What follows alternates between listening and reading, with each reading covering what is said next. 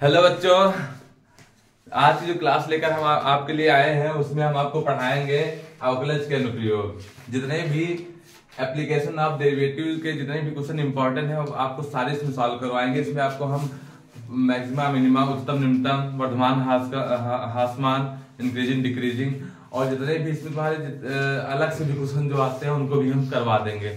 Long long वाले जो question आते हैं वो भी आपको यहाँ पर हम सॉल्व करवा देंगे। तो आज क्लास शुरू करने से पहले एक लाइन बोल रहे हैं, ध्यान दीजिएगा। कब सोया था ठीक से याद नहीं, कब सोया था ठीक से याद नहीं, घर के लिए ही तो घर से दूर हूं मैं, कैसे हार मान लूं, कैसे हार मान लूं, अपने पिता की आंखों का गुरूर हूं मैं, अपने पिता की आंखों का गुरूर हूं मैं। चलो बच्चों शुरू करते हैं आज की क्लास, ठीक है।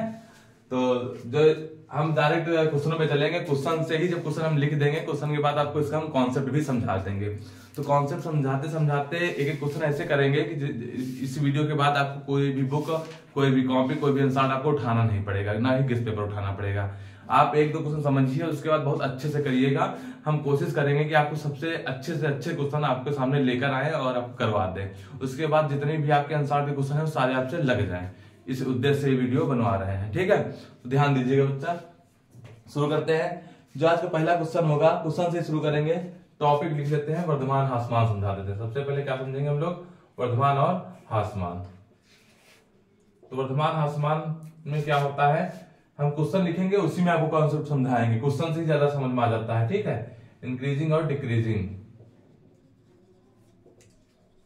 इंक्रीजिंग और डिक्रीजिंग, ठीक है। तो इसमें बच्चा बात समझो क्या होता है। जैसे मान लिया कोई फंक्शन आपको दे दिया क्वेश्चन में, ठीक है। जैसे मैं क्वेश्चन ले रहे हैं, उसी से आपको समझाएंगे, डायरेक्ट क्वेश्चन से समझाएंगे तो ज्यादा समझ में आ जाएगा, ठीक।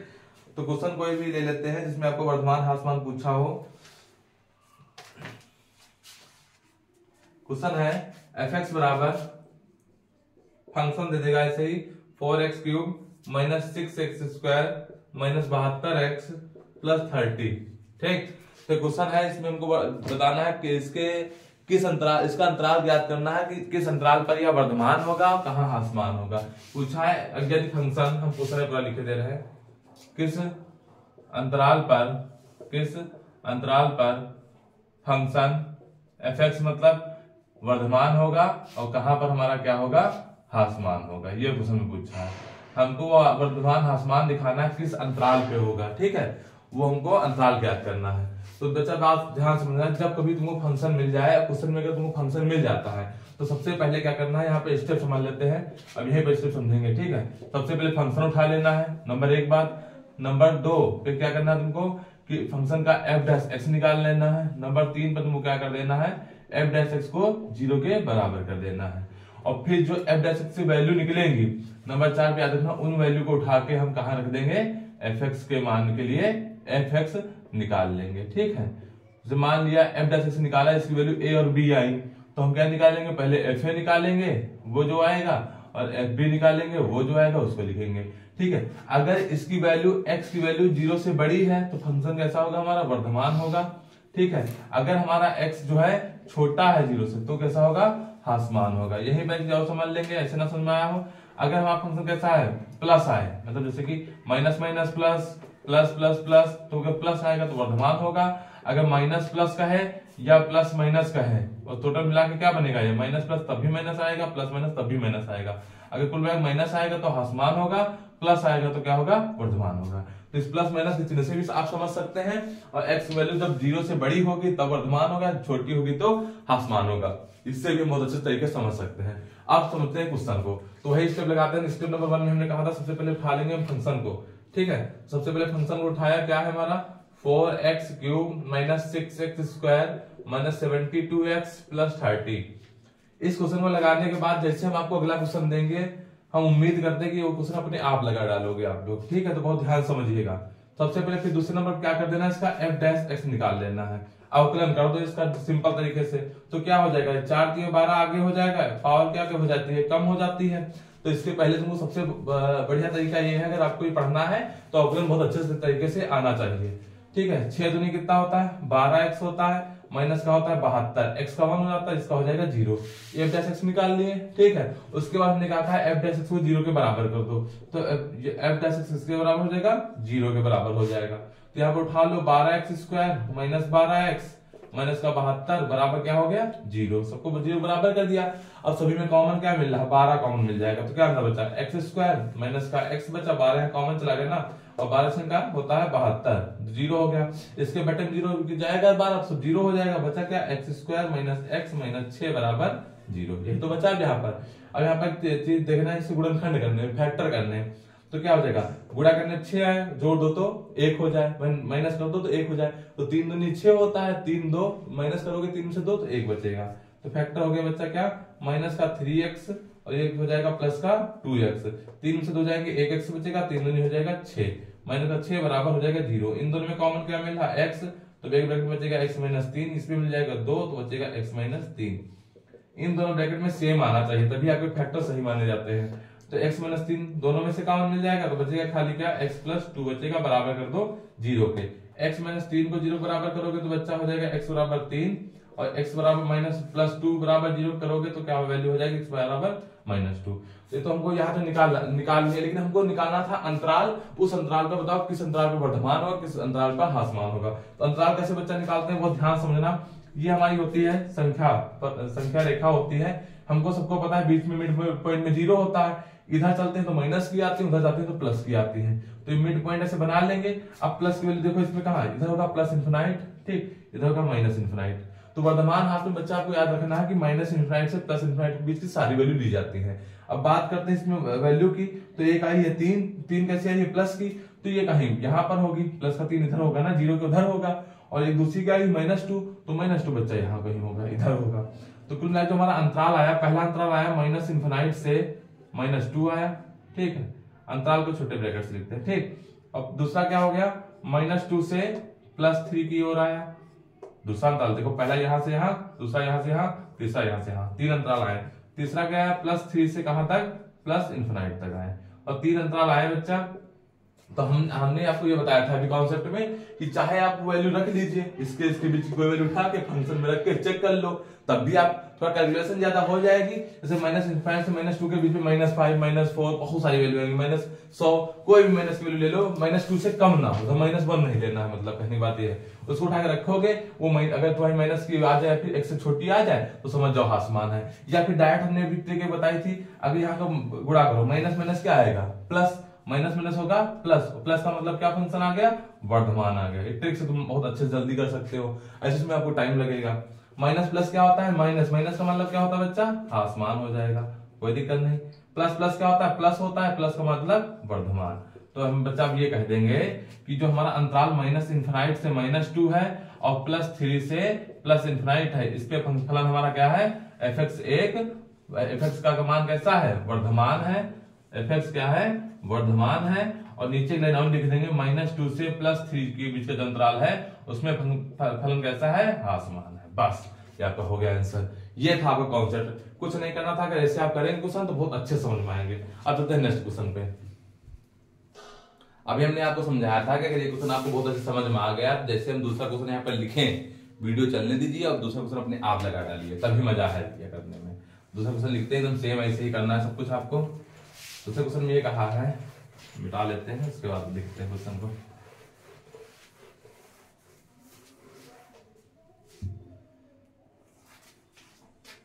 क्वेश्चन है, फंक्शन दिया है बच्चा 2x³ माइनस का 3x² माइनस का 30x + 7।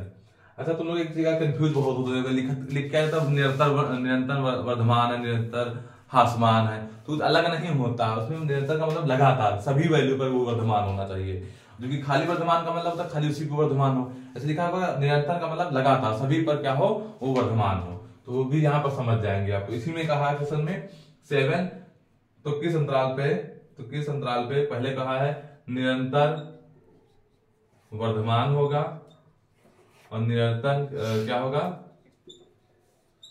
ह्रासमान होगा, किस अंतराल पर, ठीक है। तो हमको वो अंतराल ज्ञात करना है जिसपे वर्धमान और ह्रासमान होगा। तो आप लोगों को समझ में आ गया है, तो वैसे सेम मेथड से आप कर सकते हैं पूरा क्वेश्चन। चलो करते हैं इसको हम लोग। तो एफ डैश एक्स सबसे पहले निकाल लेंगे तो क्या आ जाएगा, 2 तिया 6x स्क्वायर हो जाएगा, 3 दूनी 6x बचेगा, माइनस के यहाँ बचेगा 36 और सब हो जाएगा 0। तो फिर दूसरे स्टेप हमने क्या कहा 0 के बराबर कर दो, तो 6x square minus 6x minus 36 बराबर हो जाएगा 0। सब में 6 कॉमन कर लोगे तो क्या बच जाएगा, x square minus x minus का 6 बराबर 0। तो इसको पता जाए चला जाएगा तो बटे में, तो वही आ गया सेम। देखो वही गुणनखंड बन गए, हमको लग रहा पिछली बार जैसा ही क्वेश्चन हो गया, तो सेम आगे वही प्रोसेस हो गया। समझ रहे ना, सेम वही चीज हो गई। क्या आया था पिछली बार, फैक्टर 1 में आया था, इससे करें या ना करें बात वही। देखो यहाँ पर वही आएगा 3x प्लस 2x, हमको नहीं पता था यही क्वेश्चन हो जाएगा, नहीं तो बदल देते हैं, ठीक है। वो वही हो गया क्वेश्चन। यहाँ पर कॉमन कर लोगे x माइनस 3 आ जाएगा, प्लस का 2 ले लोगे x माइनस 3 हो जाएगा बराबर 0। तो x माइनस 3 और x माइनस प्लस 2 आएगा, सेम ऐसा हुआ, ठीक है। x वैल्यू 2 निकल आएंगे, उसी चेक कर लेंगे कि वर्तमान जो अंतराल आया था सेम वही क्वेश्चन है, सेम वही अंतराल भी आएंगे, सेम क्वेश्चन हो गया। तो दूसरा क्वेश्चन देखते हैं। चलिए देखिए, होने से कोई बात नहीं, दूसरा क्वेश्चन लिखते हैं, तड़कता भड़कता सा उसको आप लोग करिए, ठीक है। अगला जो क्वेश्चन है, fx बराबर लिखा है, सिद्ध कीजिए। और जब सिद्ध करने का है समझ जाओ, एकदम सिद्ध ही करना है, ठीक है। कुछ भी हो जाए उसको सिद्ध करना है। तो कह रहा बताइए, आगे लिखा है सिद्ध कीजिए, प्रूफ दैट कि fx बराबर tan inverse sin x plus cos x का जो मान आएगा वो अंतराल 0 से π/4 के बीच कैसा होगा, निरंतर वर्धमान फलन है। निरंतर क्या है, वर्धमान है, तो वर्धमान ही रहेगा, एकदम सिद्ध करना है। तो इसको आप सिद्ध कर सकते हो, लगातार जो आ रहा मान उसका वर्धमान होगा। तो इसमें तुम डायरेक्ट वही स्टेप वही करेंगे हम लोग। क्या करेंगे, सबसे पहले एफ डैश एक्स निकाल लेंगे। एफ डैश एक्स इसका कैसे निकालोगे, तो हमने बताया था एक फार्मूला होता है, समझ लेंगे। डी अपॉन डी एक्स जो होता है tan इनवर्स एक्स का, वो क्या होता है, वो होता है 1/1 प्लस एक्स स्क्वायर होता है। उसी को यहाँ अप्लाई कर दो तो क्या हो जाएगा, 1/1 प्लस यहाँ किसका स्क्वायर हो जाएगा, साइन एक्स, ठीक, प्लस कॉस एक्स का होल ऑफ स्क्वायर। इस पूरे को हमने x मान लिया, उसकी जब भी आ गया उस फॉर्मूले के हिसाब से। लेकिन इसका भी दोबारा भी तो अवकलन होगा, तो डी अपॉन डी किसका हो जाएगा दोबारा, साइन एक्स का, और प्लस का हो जाएगा कॉस एक्स का, ठीक है। तो यहाँ पर एफ डैश एक्स हमारा आ क्या गया। अब देखो साइन एक्स का होता है क्या, कॉस एक्स, और कॉस एक्स का होता है माइनस साइन एक्स, तो ऊपर ही आ गया। बटे में क्या हो गया, 1 प्लस a प्लस बी का होल ऑफ स्क्वायर क्या होगा, a square plus B square plus 2ab हो जाएगा, ठीक। ये देखो इसका वैल्यू 1 होता है, तो एफ डैश एक्स बराबर क्या हो गया, cos x minus sine x upon में ये हो गया 1/2 हो जाएगा। इसकी वैल्यू पूरी 1 होती है, 1/2 हो गया, प्लस क्या बचा 2 sin x into cos x बचा, ठीक। अभी बात यहाँ पे कल दूसरे स्टेप में क्या करते हैं, एफ डैश एक्स को 0 के बराबर कर देंगे। तो पूरा जो हमारा ऊपर लिखा है cos x minus sine x, ठीक, बटे में आएगा 2 plus 2 sine x into cos x बराबर 0। तो ये पूरा पोर्शन हो जाकर 0 हो गया, तो बचा गया cos x minus sine x, ठीक है, बराबर 0। तो cos x किसके बराबर हो जाएगा, साइन एक्स के हो जाएगा कि नहीं हो जाएगा, साइन एक्स के बराबर हो गया। अगर हम यहाँ चाहें तो उसको उसके बटे में भेज दे तो 1 बराबर क्या हो जाएगा, साइन बटे कॉस, इसके बटे में चला जाएगा tan थीटा हो जाएगा, और tan x हो गया। अब x की वैल्यू यहाँ निकालोगे तो 1 तो किस पे होती है, tan x बराबर 1 होती है tan 45 पर, π/4 पर। तो x की वैल्यू क्या आ गई हमारी, π/4 आ गई। तो यहाँ पर देखा क्या हमने कि जो वैल्यू आई हमारी कैसी आई है, प्लस की आई है। अगर फंक्शन में रखेंगे तो ये भी 45 ये भी 45 प्लस है, प्लस तो आएगा वैल्यू। जब ये प्लस का हमारा आया है, फंक्शन भी प्लस का आया है, जो वैल्यू रखोगे वो भी प्लस की आएगी। अतः लिख देंगे नीचे कि वर्धमान होगा किस पे, 0 से लेकर π/4 के अंतराल पर हमारा फलन कैसा होगा, वर्धमान होगा। बस हो गया, इसमें कुछ था ही नहीं क्वेश्चन में, तो ध्यान से समझ लीजिए। कोशिश करते हैं कि आपको क्वेश्चन बहुत बढ़िया समझ में आ गए होंगे। अब चलते हैं दूसरे टाइप के क्वेश्चन पे। अगर आप वर्धमान हाफलन का अगर कोई भी आपको क्वेश्चन फंसता है तो हम मैथ के हर वीडियो में आपको बताते आ रहे हैं, आप क्वेश्चन भेजिए। आप भेजते कि नहीं है, क्वेश्चन अगर भेजेंगे तभी तो हम जान पाएंगे आपको ये नहीं आया, ठीक। तो जो भी क्वेश्चन आया करें बताया करो हमको, ठीक। अब चलते हैं क्वेश्चन एक दूसरे टाइप पर। एक क्वेश्चन ऐसे आते हैं, लिख दिया जाता है घन का आयतन। हम क्वेश्चन लिखे दे रहे हैं जिससे तुमको समझ में आ जाए। एक ही इसका केवल बताएंगे और एक ही में आपको इतना अच्छा कॉन्सेप्ट बता देंगे कि दोबारा आपको पढ़ना नहीं पड़ेगा। घन का आयतन जो 9 सेंटीमीटर क्यूब 10 से बढ़ रहा है, 2 नंबर का इसका भी एक क्वेश्चन आता है, ठीक है। और पक्का ऐसा क्वेश्चन आना है, वर्धमान हास्यमान का 2 नंबर, ये 2 नंबर और न्यूनतम उच्चतम का 6 नंबर, पक्का सब आता है। और कोर की लंबाई मान लिया है 10 सेंटीमीटर, तो इसका पृष्ठ का क्षेत्रफल जो होगा, क्षेत्रफल किस दर से बढ़ेगा, किस दर से बढ़ेगा, ये हमको बताना है। क्वेश्चन मार्क कह रहा है यदि घन का आयतन, हम लोग सब मिला के पढ़े थे, यदि घन का आयतन 9 सेंटीमीटर क्यूब प्रति सेकंड की दर से बढ़ रहा है, तो बताओ कोर की लंबाई 10 सेंटीमीटर है, तो इसका जो हमारा वो होगा क्षेत्रफल किस दर से बढ़ेगा। तो पहले बात समझो, अगर यहाँ पर जो चीज लिखी होती है इसको पहचान जाओ तुम लोग, तो बहुत जल्दी क्वेश्चन कर ले जाओ। कैसे? देखो सेंटीमीटर क्यूब, क्यूब में कौन होता है? आयतन होता है। हालांकि कहा भी इधर आयतन है, लेकिन ऊपर का मात्रा नीचे का मिला के लिखोगे। नीचे क्या कहा है? टाइम कहा है। क्या कहा है? टाइम। सेकंड मतलब टाइम होता है कि दर से, दर का मतलब होता है डीवी अपॉन dt, ठीक। वॉल्यूम बटे टी, डीवी अपॉन dt, ये हमारा कितना हो जाएगा? ये हमारा बच्चा हो जाएगा, अब नीचे टी नहीं लगाएंगे ना, दर एक ही बार लगा दिए, ये हो गया 9 सेंटीमीटर क्यूब प्रति सेकंड। ये चीज यहाँ दी है हमको कि नहीं दी है, ठीक। और कोर की लंबाई, लंबाई को मान लिया ए से, तो ए हमको दिया है 10 सेंटीमीटर। मान लिया घन है, घन की जो घन हमारा होता है बच्चा, उसमें क्या होता है? इस घन की सभी कोर बराबर होती है, ये ए है तो ये भी ए, भी ए, सारी ए रहती है, तो ए बराबर यहाँ पर 10 दिया है हमको। तो हमसे पूछा है कि जो इसका क्षेत्रफल है, तो डीए वो किस दर से बढ़ेगा, डीए अपॉन dt, ठीक, किस दर से बढ़ेगा, ठीक, किस दर से बढ़ेगा, यही क्वेश्चन पूछा है ना। तो डी अपॉन dt हमको बताना है किस दर से बढ़ेगा। सही है क्वेश्चन, ठीक है, ठीक। तो अब तो बात समझिए, यहाँ पर क्या करेंगे हम लोग, यहाँ पर क्या करते हैं, तो b बराबर dv अपॉन dt ही होता है, ठीक। तो d, अगर वॉल्यूम की बात करें तो घन का वॉल्यूम क्या होता है हमारा? a क्यूब होता है। क्या होता है? a क्यूब होता है। अब t के साथ पे दोनों तरफ क्या कर देंगे? अवकलन। t के साथ पे 10 दर कह दिया ना, बटे में समय है, तो समय के सापेक्ष करेंगे। अगर त्रिज्या लिखी होती मीटर में, तो मीटर के साथ मतलब त्रिज्या के सापेक्ष करते। ये भी आपको देखना किसके सापेक्ष करना है, जो यहाँ पर बटे में लिखा होगा उसके सापेक्ष कर दो। तो dv अपॉन dt बटे क्या हो जाएगा? इधर हो जाएगा 3a²। तो a का थोड़ी नहीं करना था हमको, तो करना था किसका? t के सापेक्ष करना था। तो 3 आगे आ गया a² का, लेकिन a का दोबारा करोगे तो हो जाएगा da अपॉन dt हो जाएगा, ठीक। इसकी वैल्यू पूरी दी है 9, तो इसे लिख देंगे 9 बराबर हो जाएगा 3a² da अपॉन dt। तो 3 त्रिका 9 हो जाएगा, तो बचेगा कितना? 3 बटे a² बराबर बचा क्या? da अपॉन dt, ठीक। ये वैल्यू आ गई da अपॉन dt की। ये वैल्यू यहाँ से निकाल लिए हम, हमको निकालना था इसका क्षेत्रफल। क्षेत्रफल क्या होता है इसका? इसका तो 6a² होता है, जो इसका संपूर्ण पृष्ठ होता है 6a² होता है घन का। इसलिए छोटे मोटे आपको फॉर्मूले आने चाहिए। तो फॉर्मूला होता है, इसका भी समय के सापेक्ष कर दो, तो ds अपॉन dt बराबर हो जाएगा 6 दूनी 12a बचा, और बाद में a का दोबारा करोगे da अपॉन dt हो गया। तो कितना हो गया बच्चा? ds upon dt। क्षेत्रफल पूछा था किस दर से बढ़ेगा, तो क्षेत्रफल को a माना था, तो s मान लो, एक ही चीज मानोगे, यहाँ पर a मानो तो यहाँ पर भी a मानो, ठीक। तो अब क्या हो जाएगा? 12a और da अपॉन dt को देखो क्या आई थी, यहाँ पर आई थी 3 अपॉन a²। क्या आई थी? 3 अपॉन a²। उसको उठा के यहाँ से रख देंगे, a कैंसिल हो जाएगा, तो हो जाएगा क्या? ds अपॉन dt बराबर हमारा बच्चा हो जाएगा 36 अपॉन a। अब इसकी वैल्यू हमको किस पे निकालनी है? इसकी वैल्यू निकालनी हमको है a बराबर 10 पर। a बराबर 10 पर कहा था, तो 10 रख देंगे, 36 बटे हो गया 10, काट दो, हो जाएगा 3.6। मात्रक क्या हो जाएगा? यहाँ से मात्रक लिखेंगे। ये कहा है क्षेत्रफल, तो क्षेत्रफल का मतलब सेंटीमीटर स्क्वायर, बटे में है समय, समय का मतलब होता है सेकंड। अगर ये आप मात्रक नहीं लिखेंगे तो इसका भी 1 नंबर कटता है। तो मात्रक बहुत ध्यान से लिखना है आपको, इसे देख के। तो ये होता है ऐसा क्वेश्चन। अगर ऐसा क्वेश्चन दूसरा आता तो आपको इसे कर ले जाना है। समझ में आई बात कि नहीं आई? ठीक है, तो उम्मीद करते हैं आपको ये भी तरीका समझ में आ गया होगा। अब जो नया तरीका आने वाला है उच्चतम न्यूनतम का आने वाला है। ऐसे आपके इसके जितने भी क्वेश्चन आप करिएगा बहुत अच्छे से, आपको सब हो जाएंगे, ठीक है। यहाँ पर देखिए, हम 1-2 घंटे क्लास में आपको सारे क्वेश्चन नहीं करा सकते, हम वही क्वेश्चन करा सकते हैं जो ज्यादा बार पूछे गए, जो बहुत ज्यादा इंपॉर्टेंट है, और आपको कॉन्सेप्ट बता सकते हैं, तरीका बता सकते हैं। करना आपको ही है।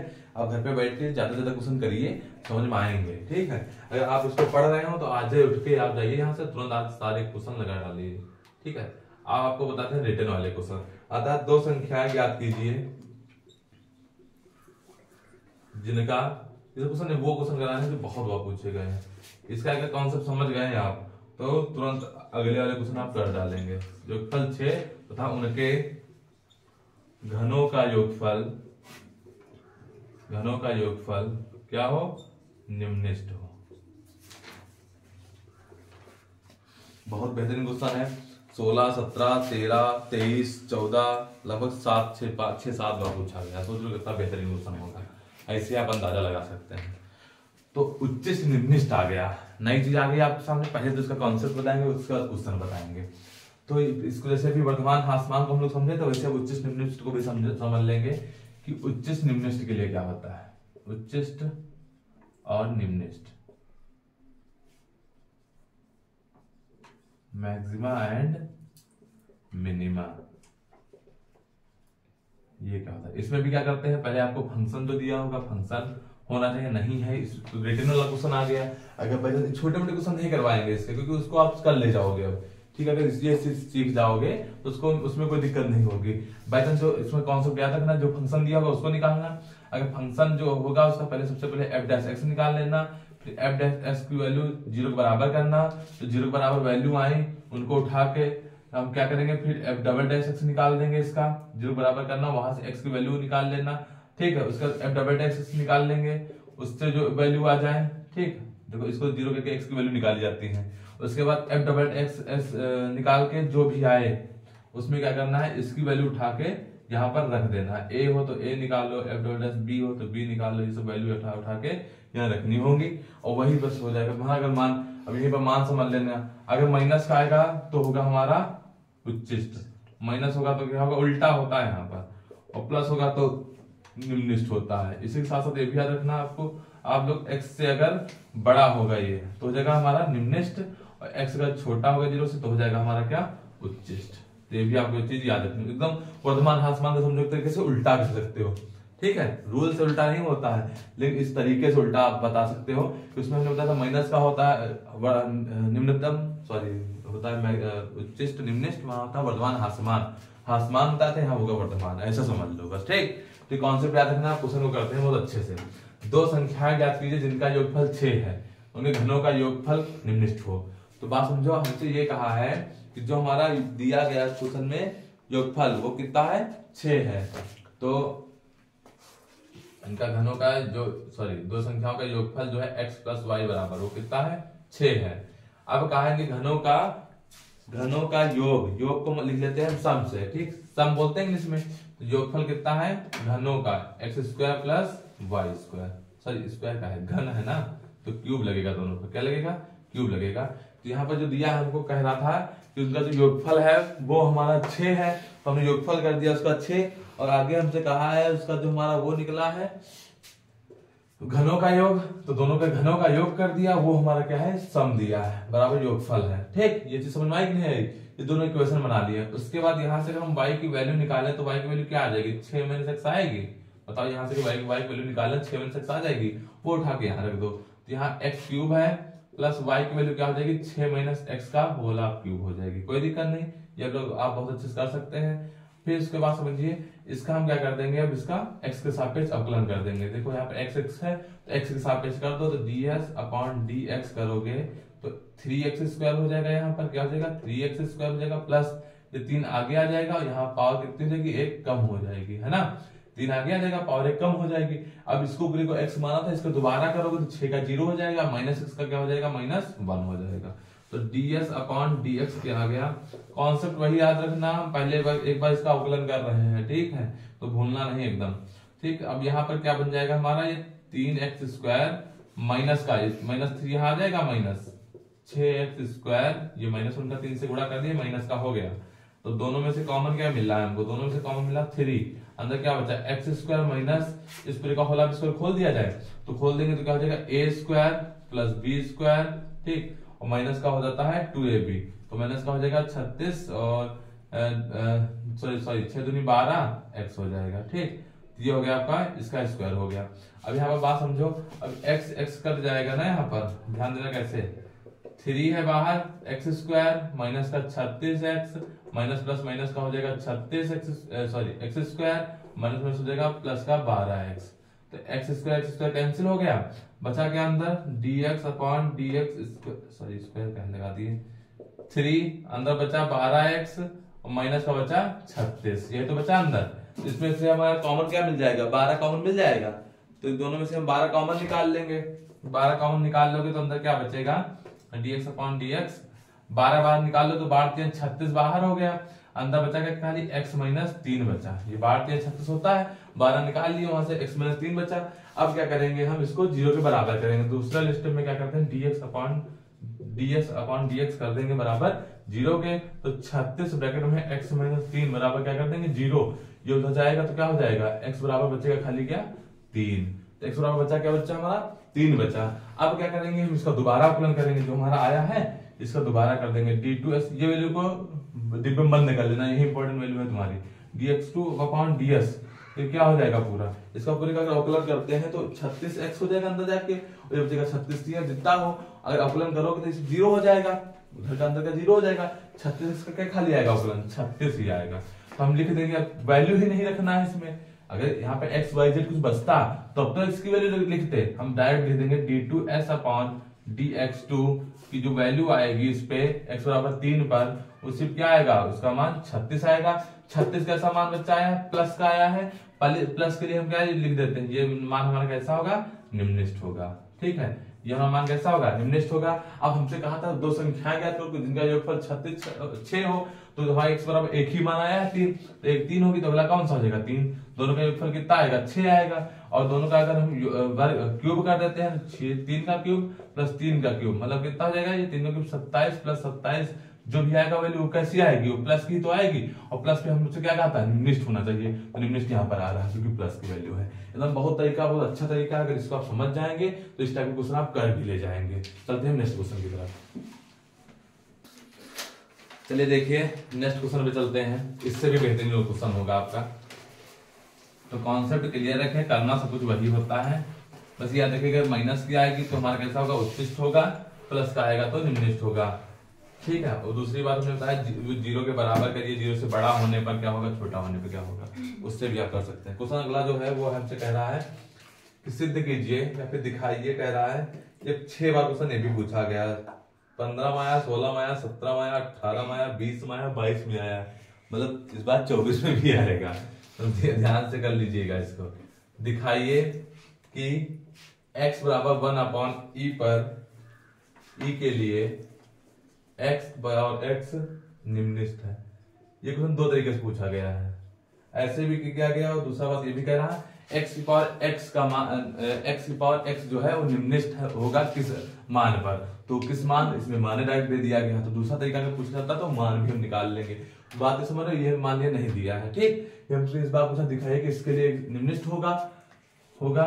ठीक है, दूसरा जो बात कहा है वो कहा है कि इस क्वेश्चन को हटा दो, अब कह रहा है x पर x का मान किस मान पर निम्नलिखित होगा वो पूछ लिया है, तो तरीका वही रहेगा हमारा। तो इसमें फंक्शन जो हमारा दिया है y बराबर क्या दिया है, x की पावर x, चाहे फंक्शन को चाहे y को, बात हो चाहे fx को चाहे y को दे दी गई। अब इसका पहले एक बार हम अवकलन करेंगे, है ना, जो आप लोग को सिखाए हैं। तो इसका अवकलन ऐसे होता नहीं है, अवकलन में आप जो आपको करवाए हैं अवकलन पहले वीडियो डाल चुके हैं, उसको आप देख सकते हैं। ठीक, तो उसमें हमने क्या बताया था कि जब पावर लगी हो तो इसके दोनों तरफ लॉग लेते हैं, तो लॉग y बराबर क्या हो जाएगा, x आगे आ जाएगा, बचेगा लॉग x बचेगा। अब दोनों तरफ अवकलन करने में इजी हो जाएगा, तो इसका हो जाता है 1 upon y dy upon dx। अब x को बाहर रखोगे, पहले बाहर गुणा लगा लो बीच में, log x का क्या हो जाएगा 1 upon x, plus log x को बाहर रखोगे तो x का हो जाएगा बच्चा 1, तो dy अपॉन dx क्या आ जाएगा, ये y उधर से इधर चला गया। ठीक, x कट गया है, बचा 1 प्लस इधर बचा log x। ठीक, y को यहाँ उठा के रख दो तो dy अपॉन dx क्या आ जाएगा, ये हो जाएगा हमारा x की power x 1 plus log x। जैसे हम अवकलन करते थे एकदम सेम वही चीज का तरीका है कि कुछ अपनी तरफ से नहीं किए हैं। जैसे समीकरण 1 मान लो, अब इसका हमने कहा दोबारा भी अवकलन यहीं पर कर देते हैं, फिर 0 बराबर कर लेंगे, क्योंकि यहाँ से इजी पड़ता है दोबारा अवकलन करने में। जब एक बार लिख लेते हैं तो थोड़ा दिक्कत होती है, तो यहाँ पर दोबारा कर लेते हैं d2y अपॉन dx2। तो यहाँ पर क्या हो जाएगा, देखो अब इसमें मान लीजिए 2 फंक्शन है, इसको फर्स्ट मानो इसको सेकंड मानो, तो जब x की पावर x को बाहर रखोगे तो दूसरे का अवकलन क्या हो जाएगा, तो 1 का 0 हो जाएगा, log x का आ जाएगा 1 अपॉन x आ जाएगा, कोई दिक्कत नहीं। फिर प्लस बीच में लगाओगे 1 प्लस log x को इस बार बाहर रखो, तो x की पावर x का अवकलन करना है, तो x की पावर x का हमने पूरा अवकलन किया था, यही तो आया था, हम इसको उठा के दोबारा लिख दे। बात समझ रहे हो नहीं समझ रहे हो। अगर हमको d अपॉन dx यहाँ पर किसका निकालना है, x की पावर x का, तो d अपॉन dx तो x की पावर x का पूरा निकाल के लाए थे, तो d2y अपॉन dx2 जो हमारा हो जाएगा बच्चा हो जाएगा x की पावर x बटे में इसका आ जाएगा x, और प्लस यहाँ पर क्या हो जाएगा 1 प्लस log x और साथ में इसका जो आया था वो आ जाएगा x की power x 1 plus log x।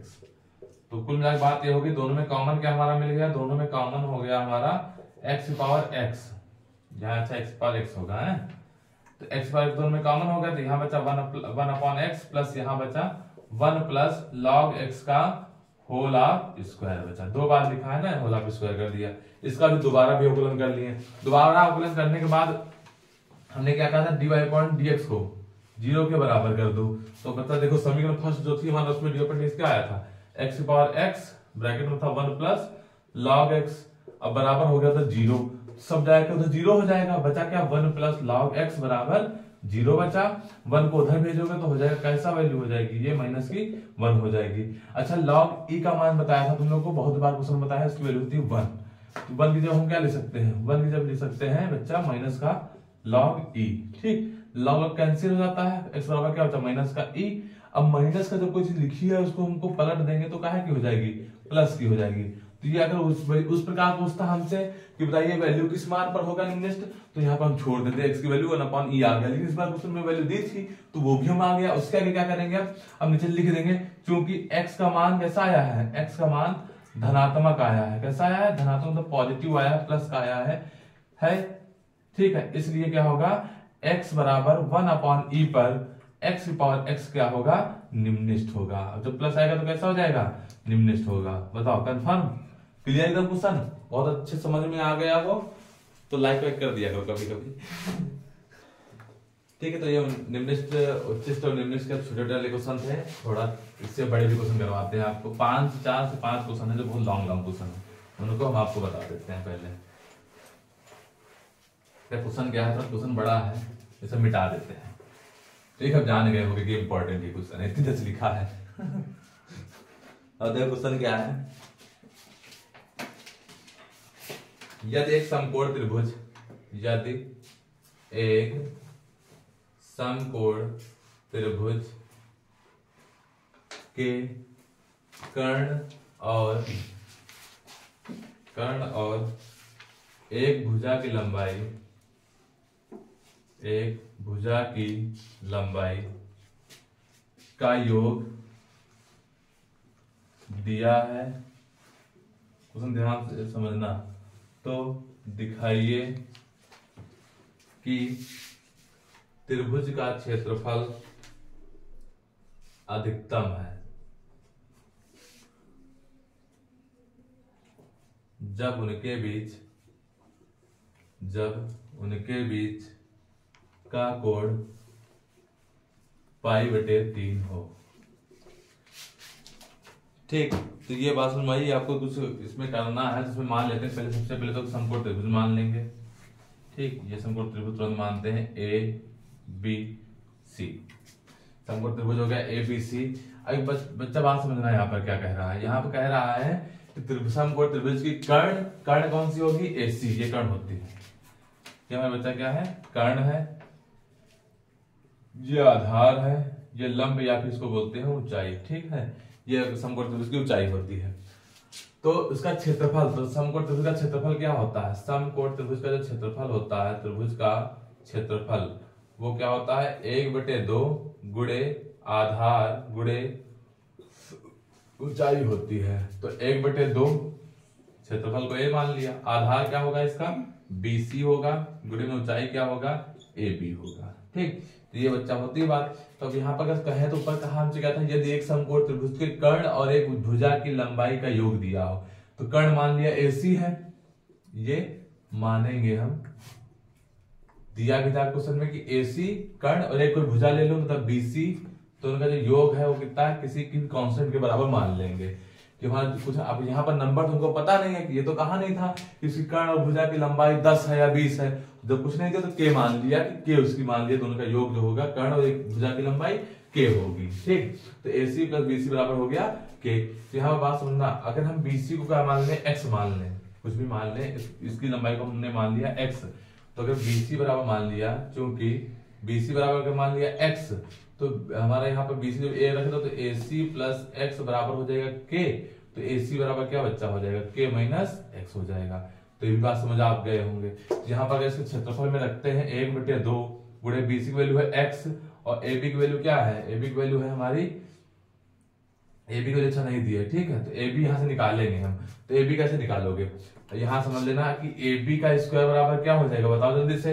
A B का स्क्वायर बराबर कर्ण का स्क्वायर मतलब ए सी का स्क्वायर माइनस आधार का स्क्वायर। समझ गए नहीं समझ गए, हम ये बता रहे हैं भाई पाइथागोरस थ्योरम लगाए हैं, लंब का स्क्वायर बराबर हो जाएगा, लंब स्क्वायर बराबर हो जाएगा कर्ण का स्क्वायर माइनस आधार का स्क्वायर, बस, है ना। अगर हम प्लस का तब लगाते जब कर्ण हमारा इधर दिया होता, ठीक।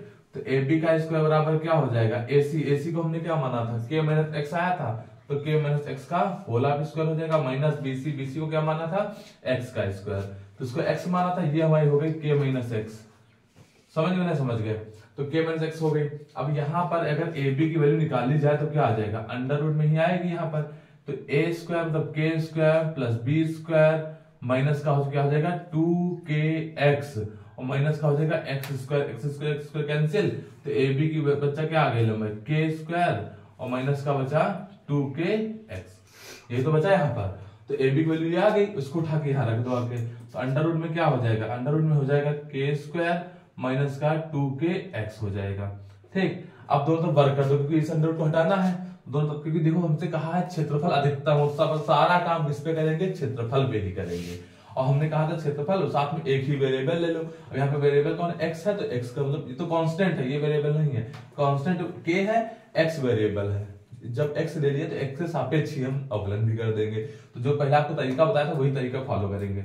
d a बराबर क्या, हाँ समझो a का स्क्वायर करोगे तो a स्क्वायर हो जाएगा, इधर का भी स्क्वायर करेंगे तो हो जाएगा क्या 1/4 x स्क्वायर हो जाएगा, इसका पूरा ये अंडर रूट हट जाएगा तो क्या हो जाएगा k माइनस 2kx हो जाएगा। कोई दिक्कत नहीं, तो आप समझ ही गए होंगे। 4 को इधर भेज दो तो 4a स्क्वायर बराबर क्या बचा, x स्क्वायर k बचा यहाँ पर, माइनस का क्या हो जाएगा 2kx क्यूब हो जाएगा, ठीक। ये भी बात समझ गया होगा आप, अंदर से मल्टीप्लाई कर दिए। फिर उसके बाद क्या कर देंगे, उसके बाद इसमें हम लोग कर देंगे, इसको मान लेते हैं कुछ, तो मान लिया, माना 4a स्क्वायर को मान ले हम y, ठीक। अब y यहां पर हो गया बराबर हो गया एक्स स्क्वायर k माइनस का हो गया 2kx क्यूब। अब दो तरफ x के सापेक्ष अवकलन कर दो तो हो जाएगा dy अपॉन dx बराबर हो जाएगा क्या 2x का क्या हो जाएगा 2x और साथ में k तो कांस्टेंट है वो तो रहेगा ही, ठीक है। माइनस का ये 3 दूनी 6 x स्क्वायर हो जाएगा और k साथ में रहेगा, ठीक। बात समझ गए हो कि नहीं समझ गए हो। तो फिर हमने क्या कहा था dy अपॉन dx को 0 के बराबर कर देंगे, तो या फिर दोबारा भी अवकलन यहीं पर कर लेते हैं, तो दोबारा अवकलन क्या आ जाएगा d2y अपॉन dx2 जो आएगा बच्चा वो हो जाएगा क्या, खाली 2x बचेगा, सॉरी x का तो 1 हो जाएगा, खाली 2k बचेगा, है ना, x का 1 हो जाएगा 2k बचा, माइनस का यहाँ पर 6 दूनी 12 x बचा और साथ में k भी आया, तो समीकरण एक ये हो गई, ये समीकरण हो गई 2, ठीक। दोनों बन गई हमारी। अब उसके बाद क्या करते हैं dy अपॉन dx को कर देते हैं 0 के बराबर, ये शायद इस बोर्ड में ना है, कोशिश करते हैं आ जाए, दिख रहा होगा आप लोगों को साथ साथ। तो dy अपॉन dx को अगर 0 के बराबर करते हैं तो क्या हो जाएगा 2x minus 6x square k बराबर 0, तो यहाँ से x की वैल्यू निकालेंगे तो इसको उधर भेज देंगे, 2x बराबर हो जाएगा 6x स्क्वायर k, ठीक। तो दोनों k कैंसिल हो जाएगा, ठीक। ये हो जाएगा x भी कैंसिल हो जाएगा, ठीक है। तो एक बात समझिए,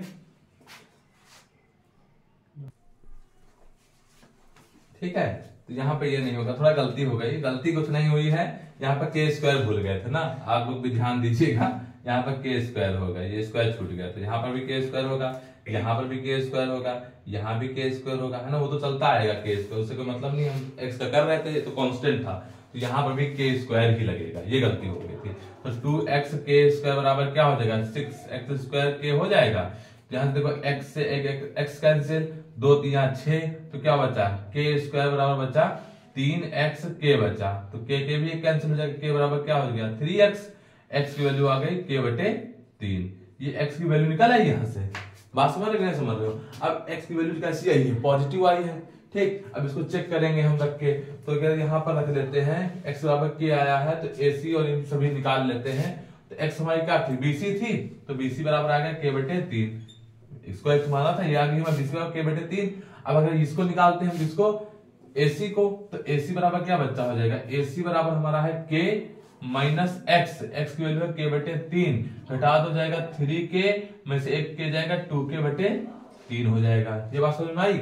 उसके बाद देखो क्या करते हैं, उसके बाद हमसे कहा था कि उनके बीच का कोण π/3 है, तो उसके बीच कोण निकाल लेते हैं, देख लेते हैं। अगर π/3 आ जाएगा तो कोई दिक्कत ही नहीं है। cos थीटा बराबर क्या होता है, आधार बटे कर्ण होता है। तो आधार क्या होगा हमारा BC और कर्ण क्या होगा AC। तो cos थीटा बराबर क्या हो जाएगा बच्चा हमारा, आधार BC कितना आया है, BC आया है k/3 और AC कितना आ गया है 2k/3। 3 दोनों कैंसिल हो जाएगा। cos थीटा बराबर बचा k/2k, तो k भी कैंसिल हो गया। cos थीटा बराबर हो जाएगा 1/2। 1/2 किसकी वैल्यू होती है, π/3 की ही होती है। तो cos थीटा बराबर आ गया हमारा cos π/3। cos कैंसिल, थीटा की वैल्यू क्या आ गई π/3। आपको हम यही सिद्ध करना था, यही क्या करना था, प्रूफ करना था बस। ठीक है, तो ये आपका कोड जो था वो सिद्ध हो गया π/3। अब ये एक और लाइन कहा है, यहाँ पर कहा है कि दिखाइए कि त्रिभुज का क्षेत्रफल क्या है, अधिकतम है, मतलब उच्चिष्ट है। तो उसको भी इधर साइड में समझ लेंगे इसी साथ में। तो हमसे क्या अब कहा क्या करेंगे, x की वैल्यू हमारी क्या आ गई है, x की वैल्यू आ गई k/3 आ गई है। अब ये मान हम समीकरण उसमें दोबारा जो अवकलन करते हैं उसमें तो रखते थे, अभी कॉन्सेप्ट आपको समझाए थे। तो d2y/dx2 बराबर क्या है हमारा दिया है 2k² - 12x दिया है। तो इसमें हम क्या करते हैं, इसकी अगर वैल्यू पुट कर देते हैं, वैल्यू पुट करके क्या आ जाएगा, देखो वैल्यू जब पुट करेंगे तो आ जाएगा बच्चा हमारा d2y/dx2, ये हो जाएगा 2k² माइनस का 12, x की वैल्यू क्या है k/k हो जाएगा k² बटे में क्या है 3, x की वैल्यू रख देंगे यहाँ पर। ठीक, तो यहाँ पर इसको सॉल्व करते हैं, देखते हैं प्लस का आता है कि माइनस का आता है। तो 3 एलसीएम हो जाएगा, 3 दूनी 6k² माइनस 12k² घटा दोगे तो कितना हो जाएगा बच्चा, ये हमारी वैल्यू जो आ गई वो आ गई माइनस का 6k² बटे 3, ये काट तो हो जाएगा माइनस का 2k²। कैसी वैल्यू आई, माइनस की आई। तो ऋणात्मक मान कैसा होता है, उच्चिष्ट होता है। कैसा होता है, उच्चिष्ट होता है। अच्छा, ये भी हमारा प्रूफ हो गया। ठीक, कि हमारा जो मान कहा था उच्चिष्ट सिद्ध करो, तो वो भी मान अधिकतम सिद्ध हो गया। अब चलते हैं नेक्स्ट क्वेश्चन की तरफ। ठीक है, तो ये क्वेश्चन भी इंपॉर्टेंट था। ऐसे एक और क्वेश्चन है, वो तो क्वेश्चन बहुत ज्यादा इंपॉर्टेंट है, उसको तरीके से कितनी बार पूछा गया हम सारे तरीके आपको बता देंगे। ठीक, निर्भर आपके ऊपर करता है कि आप कितना समझ में आया है आपको। ठीक है,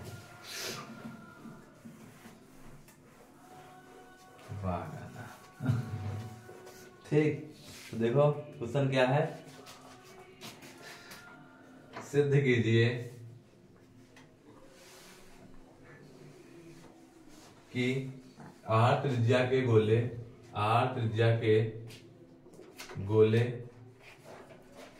के अंतर्गत, उसके अंतर्गत, ठीक है, एक बेलन है, बेलन तो पहले मान लिया है ना, गोले के अंदर एक शंकु का आयतन गोले के आयतन का 8/27 होता है। ये क्वेश्चन पूछा। देखो बच्चा, एक बार 2017 में पूछा गया था ये क्वेश्चन। उसमें ये कहा था कि सिद्ध कीजिए किसी दिए गए गोले के अंतर्गत अधिकतम आयतन के शंकु की ऊंचाई जो होती है गोले की त्रिज्या के 4/3 अनुपात होता है। अगर 4/3 अनुपात लिखा मिले तब भी यही करेंगे हम। फिर एक तरीके से पूछा गया है कि लंबवत शंकु की ऊंचाई जो होती है वो हमारी शंकु की ऊंचाई के क्या होता है 4/3 r होती है, तब भी यही लगाएंगे हम। और एक तरीके से पूछा है क्वेश्चन को कि अगर दर्शाइए कि उसका जो हमारा 8 छोटे वाले 8 त्रिज्या के गोले के अंदर शंकु बना है और उसकी ऊंचाई 4/3 r होगी, ये सिद्ध करना है। तो 3-4 तरीके से पूछा गया, लेकिन सब में यही करना होगा तुमको। यहाँ पर हमने 8/27 इसलिए लिखा कि ज्यादा फेमस है। ठीक, और मैं एक में पूछा 4/3, तब भी यही करोगे। 4/3 का है तब भी यही करना, 4/3 r का है तब भी यही करना। ठीक, चलते हैं क्वेश्चन में। क्वेश्चन में हमसे कहा था एक गोला है, गोले के अंदर एक शंकु बना दिया। ठीक, ये मान लिया उसका केंद्र गोले का O होगा, इसके अंदर एक शंकु बना दिया, एक शंकु हो गया।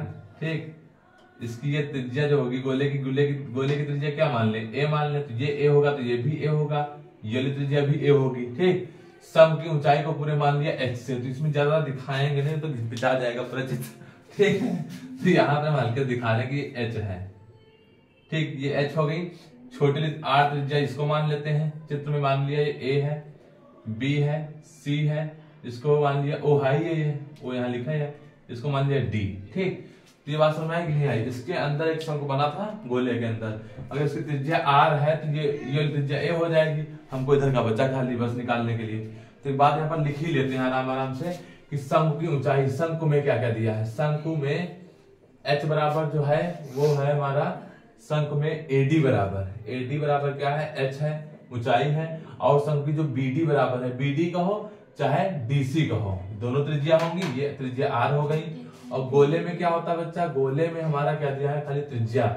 इस गोले की त्रिज्या को हमने माना है A से। ठीक, इतना सब कुछ दिया है। ठीक, ये बात समझ में आपको आ गई होगी। अब चलते हैं क्वेश्चन की तरफ। अगर क्वेश्चन में हम त्रिभुज ले लें छोटा वाला, चाहे इधर का लो चाहे उधर का ले लो। त्रिभुज देखो है BOD में, अगर BOD में ले, डेट ऑफ बर्थ DOB, ठीक है। तो अगर इसमें लेते हैं तो इसमें क्या हो जाता है हमारा, अगर R की वैल्यू निकालें तो R बराबर क्या हो जाएगा? R का स्क्वायर बराबर हो जाएगा, ये आधार है, कर्ण का स्क्वायर, मतलब ऐसे ना लिखें, ऐसे लिख लें, BD का स्क्वायर बराबर निकालें तो हो जाएगा OB का स्क्वायर माइनस पहले कर्ण का माइनस लंब का स्क्वायर, हाँ OD का स्क्वायर हो जाएगा। तो BD की वैल्यू है R स्क्वायर बराबर OB की वैल्यू है A, तो A का स्क्वायर हो गया ये तो। ठीक, माइनस का OD कैसे रखोगे?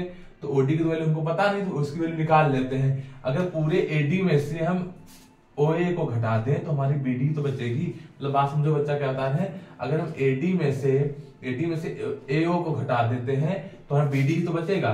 तो मतलब कहने की बात ये हो गया कि हमारा A स्क्वायर माइनस AD की वैल्यू क्या है हमारी?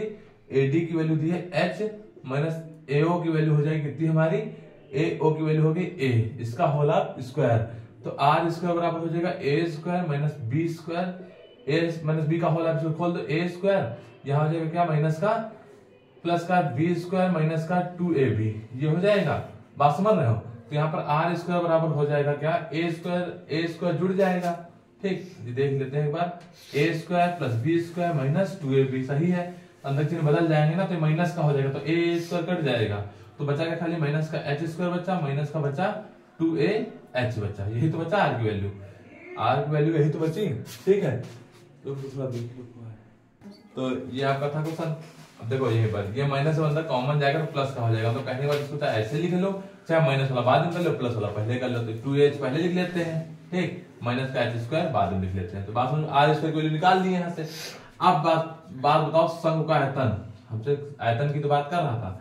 तो शंकु का आयतन क्या होता है? शंकु का आयतन होता है 1/3 पाई R स्क्वायर H होता है। तो यहाँ पर आयतन को V से लिखेंगे, 1/3 पाई R स्क्वायर की वैल्यू क्या है? 2AH माइनस का H स्क्वायर, R स्क्वायर की पूरी वैल्यू याद रख दी, बाहर बचा H, तो V बराबर हो जाएगा 1/3 पाई, ठीक, H इसके अंदर गुणा करा दो तो हो जाएगा क्या हमारा? H का अंदर से गुणा कर दो जाए, हो जाएगा हमारा क्या? 2AH square minus H cube. ठीक, इसको समीकरण फर्स्ट मान लीजिए, अगर आगे काम आएगा तो उसको सॉल्व कर लेंगे। ठीक, तो ये अंदर सॉल्व करके अब इसका क्या कर देंगे हम? H के सापेक्ष, अब H ही है इसमें, ठीक, तो H के सापेक्ष क्या कर देंगे? इसका अवकलन कर देंगे। तो dV/dH क्या हो जाएगा? dV/dH हो जाएगा हमारा, ये पाई/3 बाहर कर लो, ठीक, ये तो पाई/3 है ये बाहर, इसका हो जाएगा 3 2 दूनी 4AH बचेगा। ठीक, माइनस का यहाँ हो जाएगा 3H स्क्वायर बचा। ये एक बार अवकलन हो गया। दोबारा अवकलन यहीं पर कर लेते हैं, d2V/dH2 हो जाएगा क्या हमारा?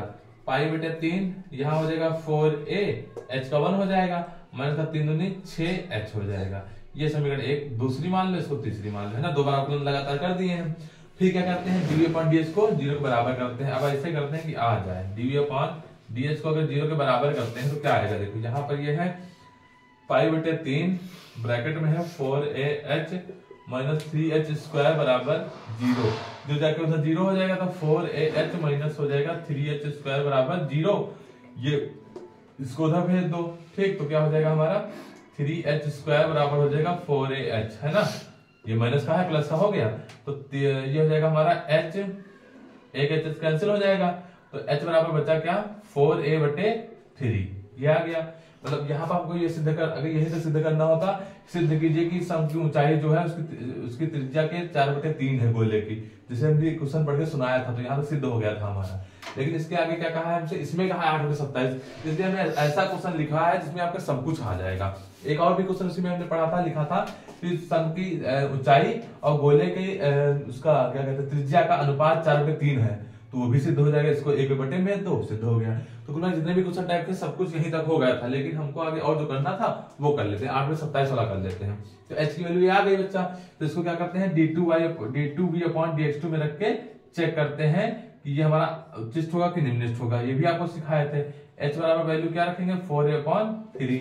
तो यहाँ पर देखो रखो तो π/3 है, 4a है, बहुत बढ़िया, माइनस का 6, तो 6 चौक 24 हो जाएगा, 6 चौक 24a बटे में है 3, तो 3 चौको 12, लगभग देखो कैसा आएगा π/3, और ये हो जाएगा 3 चौको 12 में से 24 माइनस का 12a/3 आएगा। जब माइनस का समझ जाओ क्या है हमारा अधिकतम होगा, मतलब कैसा होगा उच्चिष्ट मान होगा। तो d2/dh2 पर h बराबर 4a/3 पर मान कैसा होगा उच्चिष्ट होगा। यहाँ पर ये भी क्लियर चीज हो गई, उच्चिष्ट चेक कर लिए। अब हम चलते हैं 8/27 सिद्ध कर लेते हैं। तो 8/27 हमसे प्रश्नानुसार कहा क्या है, हमसे कहा है जो सम का आयतन है, सम का आयतन वो कहा है 8/27 हो किसके गोले के आयतन का, तो ये हमको सिद्ध करना है। ठीक, तो गोले का सम का आयतन हम लगाए, उसमें अगर 8/27 गुणे ये आ जाएगा गोले का आयतन, समझो सिद्ध हो गया। तो इसको कर लेते हैं, देखो क्या हो जाएगा। सम का आयतन हमारा क्या होता है, v बराबर हमने लिखा था, अभी देखो यहाँ पर 1/3 समीकरण 1 से, यहाँ पर चाहे लिख लो समीकरण 1 से। समीकरण 1 में क्या लिखा 1/3 पाई 2ah माइनस h² बाहर है h। ठीक, तो v बराबर हो जाएगा 1/3 पाई, h को पहले यहाँ उठा लो, h की वैल्यू क्या निकली, देखो h की वैल्यू निकली 4a/3, तो यहाँ पर लिख देंगे 4a/3, बाहर है h की जगह पर लिख दिया। 2a गुणे में h की वैल्यू क्या है 4a/3, मतलब फिर से h की वैल्यू रखोगे 4a/, तो 4 का हो जाएगा 16, a का हो जाएगा a² अपॉन में 3 का स्क्वायर 9। समझ रहे हो बात कि नहीं समझ रहे हो? ठीक है, तो b बराबर हमारा कितना हो गया 4a पाई अपॉन में हो जाएगा 3 का 9, यहाँ पर कितना हो गया 4 दूनी 8 a² बटे हो जाएगा 3 माइनस का यहाँ बचा 16a² अपॉन 9। दोनों में से एलसीएम निकाल लो, क्या हो जाएगा 4a पाई बटे 9, दोनों का एलसीएम हो जाएगा 9। ठीक है, तो इधर बचेगा 3 का 9, 3 बटे 24a² माइनस के यहाँ बचेगा 16a², तो 24 से 16 घटाओ कितना बचेगा, तो 4a पाई बटे में है 9 गुणे में यहाँ बचेगा कितना 8a² बटे में बचा 9। ठीक है, इतनी बात समझ में आ गई। हमको 8/27 में से बाहर कर लो, तो 8/27 अगर बाहर कर लेते हैं तो 8 ये वाला उठा के बाहर कर लिए, बटे में 9 9 या 81 होता है, तो 27 बाहर कर लिए तो अंदर क्या बचेगा 3 ही तो बचेगा। तो क्या क्या बचा 4/3 बचा, डिजिट में 4 ऊपर बचा, 27 तो 81 होता, 3 का 27 बाहर कर लिए, 3 बचा, और पाई बचा, a कितने बचे a³ बचा। तो इतना बच्चा बात बताओ, ये जो 8/27 गुणे में 4/3 पाई a³ आया, पाई a³ किसका आयतन होता है गोले का आयतन होता है। तो हमारा सिद्ध हो गया कि सम का आयतन जो होता है 8/27 होता है किसके गोले के आयतन, गोले का आयतन होता है 4/3 पाई a³। बस हो गया आपका आंसर। तो ये था आपका पूरा कॉन्सेप्ट, इसको बहुत अच्छे से आप लोग क्लियर कर लीजिए। ठीक है, तो एक क्वेश्चन आप लोग अच्छे से कर लीजिएगा, यहाँ पे कहा तो सिद्ध कर दिया है हमने। अब चलते हैं नेक्स्ट क्वेश्चन की तरफ। एक और ऐसे बेहतरीन क्वेश्चन है, 2 क्वेश्चन केवल बचे हैं, तो 2 क्वेश्चन बाद हम वीडियो एकदम खत्म करने वाले हैं। तो 2 क्वेश्चन जो बचे हैं वो भी करा देते हैं आपको। एक है आपका क्वेश्चन पूछा गया है कि सिद्ध कीजिए, हम शॉर्ट में लिखेंगे थोड़ा, प्रूफ दैट संपूर्ण पृष्ठ और महत्तम आयतन वाले लंबवर्ती शंकु का अर्धशीर्ष कोण जो है वो sin इनवर्स 1/3 है। महत्तम आयतन वाले और लंबवर्ती शंकु का जो हमारा शीर्ष है वो क्या है 1/3 है, अर्धशीर्ष ये सिद्ध करना है। ठीक, तो बच्चा बात ध्यान समझना, ये शंकु हो गया हमारा, ये बहुत पूछा गया ये भी क्वेश्चन। तो इन जो 4 क्वेश्चन है इसमें से पक्का एक आएगा। ये अर्धशीर्ष का कोण मान लिया अल्फा। ठीक, ये इसकी रेडियस मान लिया, ये उसकी ऊंचाई मान ली, ठीक। ये हमारा क्या होता है बच्चा, एल होता है, ठीक। इतना तो आप लोग जानते ही हैं शंकु में। अब शंकु का संपूर्ण पृष्ठ कहा है, संपूर्ण पृष्ठ को ऐसे लिखते हैं, क्या होता है, pi are square plus pi are l होता है कि नहीं होता है। अच्छा ऐसे भी लिख सकते हो पाई आर आर प्लस एल, फिर उस फॉर्म में क्यों नहीं लिखा, क्योंकि हमको यहाँ से एल की वैल्यू निकालनी है, एल को कर देना है, हटा देना है ना, क्योंकि हमारा जो आयतन होता है हमने पहले भी बता रखा है। अगर आपको इस टाइप के क्वेश्चन सीखना है तो एक चीज याद रखिए कि आप उसका जो भी टोटल हो उसको वहां से हटाइए, तो एक आर एल दोनों आर है फॉर्मूले, तो एल की वैल्यू रखिए तो आर के सापेक्ष हो जाएगा, तो अगर आर कर दोगे तो एल के सापेक्ष हो जाएगा, तो ये चीज याद रखिएगा। तो यहाँ से एल की वैल्यू निकालते तो क्या हो जाएगी, देखो इसको उधर भेजोगे माइनस का हो जाएगा, तो S minus pi are square बराबर बच्चा पाई आर एल, एल की वैल्यू क्या आ जाएगी, पाई आर सबके बट्टे में आ जाएगा, तो एल बराबर हो गया, देखना इसको वहीं पर है, ठीक है, S minus pi are square है, ये पाई आर एक बार इसके बट्टे में आ जाएगा, ठीक, और एक बार पाई आर इसके बट्टे में आ जाएगा, तो यहाँ पर वैल्यू क्या हो गई, S upon pi R minus pi pi cancel, R are cancel, खाली क्या बचा, आर बचा, तो एल की वैल्यू हो गई S upon pi R minus R, ठीक, एल की वैल्यू आ गई। अब आयतन क्या होता है, 1/3 पाई आर स्क्वायर एच होता है, ठीक। अब यहाँ पर बात समझो, एच की वैल्यू हम कैसे लाएंगे, आर की वैल्यू तो हम हटा के तो संपूर्ण टेस्ट के लिए रख देंगे जब आएगा नंबर भी उसका, इसको समीकरण कहीं पर मान लो, ठीक। लेकिन एक बात बताओ कि अगर यहाँ पर हम ये मानो चाहे ना मानो कि समीकरण नहीं है, प्रकार का वैल्यू निकल आई है, लेकिन एल का मान निकला है, बस इतना बहुत है। अब एच की वैल्यू क्या हो जाएगी, तो एच की वैल्यू यहाँ से क्या निकालोगे, एच स्क्वायर बराबर क्या हो जाता है, कर्ण का स्क्वायर मतलब एल स्क्वायर माइनस आधार स्क्वायर, आर स्क्वायर, यही तो आएगा। तो यहाँ पे एच स्क्वायर होना भी चाहिए, तो एच नहीं तो अंडर रूट में लाओगे, अंडर रूट निकालने में वर्ग करना पड़ेगा, तो वर्ग हम पहले से ही निकाल लेते हैं, वर्ग करोगे तो क्या हो जाएगा, बी स्क्वायर बराबर हो जाएगा 1/9, पाई का हो जाएगा पाई स्क्वायर, आर का हो जाएगा आर की पावर 4 और एच स्क्वायर, तो बी स्क्वायर बराबर बचा हुआ बच्चा क्या, पाई स्क्वायर आर की पावर 4 बटे में 9, ये सब बाहर कर लो, एच स्क्वायर की वैल्यू क्या हो जाएगी, L square minus are square, तो एल स्क्वायर की वैल्यू क्या हो जाएगी, एल की वैल्यू ये दी थी, इसको यहाँ पर उठा के रख देंगे, तो बस वैल्यू रख दो, बस हो गया तुम्हारा काम। तो बी स्क्वायर, अब बी स्क्वायर बराबर, बी स्क्वायर पहले मान लो, वाई मान लो, ठीक, तो अगर y मान लेते हैं तो y बराबर क्या हो जाएगा, पाई स्क्वायर आर की पावर 4 बटे में है 9, एल की वैल्यू क्या है, एल की वैल्यू है यहाँ पर S upon pi R minus R, इसका होल ऑफ स्क्वायर माइनस का है आर स्क्वायर, ठीक। तो यहाँ पर y बराबर क्या हो गया, पाई स्क्वायर आर की पावर 4 बटे में है 9, यहाँ पर a माइनस बी का होल ऑफ स्क्वायर खोलोगे तो a स्क्वायर, ठीक है, b square minus are square हो जाएगा, है ना, प्लस बी स्क्वायर, सॉरी बता, plus B square minus 2a into में b, 2a into b, r are cancel हो जाएगा, ठीक। तो यहाँ पर बचा माइनस का आर स्क्वायर भी साथ में और बचा, तो y बराबर क्या हो गया, पाई स्क्वायर आर स्क्वायर बटे 9, यहां से हो गया S square upon pi square R square, ठीक, आर स्क्वायर कैंसिल हो जाएगा, बचा क्या, माइनस का बचा 2s अपॉन पाई बचा, क्या बचा, 2s अपॉन पाई बचा, देख लेते हैं सही है सब कुछ, 2ab सब कुछ सही है ना, 2ab यही आएगा। अब क्या कर देते हैं, इसका हम लोग एक बार अवकलन कर देते हैं, ठीक है, ठीक, तो ये हो गया। अब उसके बाद क्या करेंगे, आर के सापेक्ष करना, तो आर से चाहे अंदर गुणा भी कर दो, तो y बराबर क्या आ जाएगा, इसको अलग कर देते हैं, y बराबर हो जाएगा हमारा पाई स्क्वायर, 9 को बाहर रखो ऐसे ही, ठीक, यहाँ आर स्क्वायर को अंदर ले जाओगे तो आर स्क्वायर क्या हो जाएगा, एस स्क्वायर, आर स्क्वायर से आर स्क्वायर कैंसिल हो जाएगा, तो बचा क्या, बटे में बचा हमारा ये आर की पावर, लेकिन 4 है, यहाँ पर आर की पावर कितनी है, 4 है, तो आर की पावर 4 से 2 पावर कट जाएगी, तो आर स्क्वायर ऊपर बचेगा, ठीक, बटे में क्या बचा, बच्चा पाई स्क्वायर बचा। अगर एक को मिस्टेक हो गई स्क्वायर पाई की, तब भी बहुत दिक्कत हो जाएगी, समझ रहे हो, ठीक। तो यहाँ पर बचा क्या, 2s और r की पावर 4 से अंदर मल्टीप्लाई करोगे तो r की पावर 4 बटे में पाई, ये इतना हो गया। अब इसका कर लेते हैं अवकलन, किसके सापेक्ष, r के सापेक्ष, तो dy अपॉन dr बराबर क्या हो जाएगा, पाई आर स्क्वायर अपॉन 9, यहाँ R square S square upon 2 pi तो कांस्टेंट, आर स्क्वायर का क्या हो जाएगा, 2r हो जाएगा, क्या हो जाएगा, 2r, माइनस का यहाँ पर करोगे तो 2s, इसका हो जाएगा 4r क्यूब बटे में हो जाएगा पाई, इतना हो गया। अब dy अपॉन d2 आ गया, तो अगर d2 अपॉन dx2 निकालो तो उसको भी ऐसे निकाल सकते हैं हम लोग, ठीक, तो वो क्या हो जाएगा, पाई स्क्वायर बटे 9 ऐसे ही रहेगा। अब इसका हो जाएगा S square upon pi square, 2 आगे क्या हो जाएगा, केवल 2 बचेगा, है ना, r कवर हो जाएगा, हो गया काम इसका। यहाँ पर बचा है 4 दूनी 8, गुणा कर लो 4 दूनी 8 एस आर क्यूब बचा, आर क्यूब को दोबारा करोगे तो क्या हो जाएगा 3r² बटे में पाई का पाई ही रहेगा। तो ये जो हमारा आ गया पूरा वैल्यू निकलेगा। और आगे करना चाहोगे तो इसको लिख सकते हो π² बटे 9।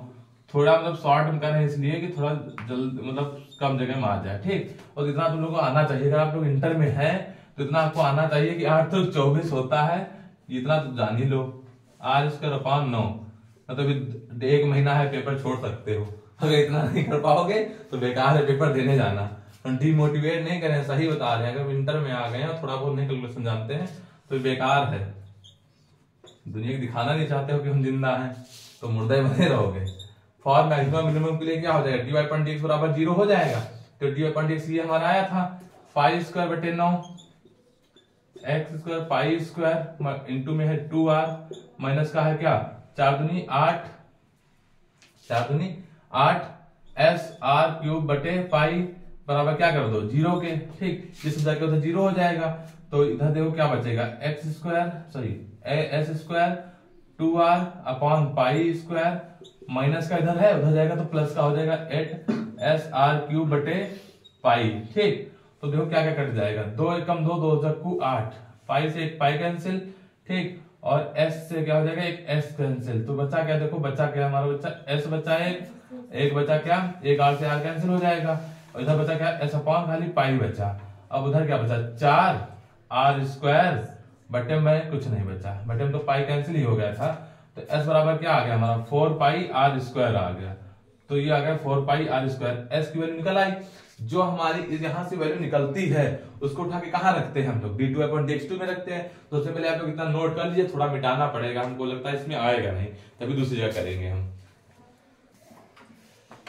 ठीक है। तो आप नोट कर लीजिए इसको जल्दी जल्दी। तो हम थोड़ा बहुत लिख लीजिए, कम से कम यहाँ तक लिख लीजिए इधर का पोर्शन, तो हम इधर मिटा के दोबारा लिखें। तब तक आप लोग शायरी सुना रहे हैं, शायरी सुनिए बीच में।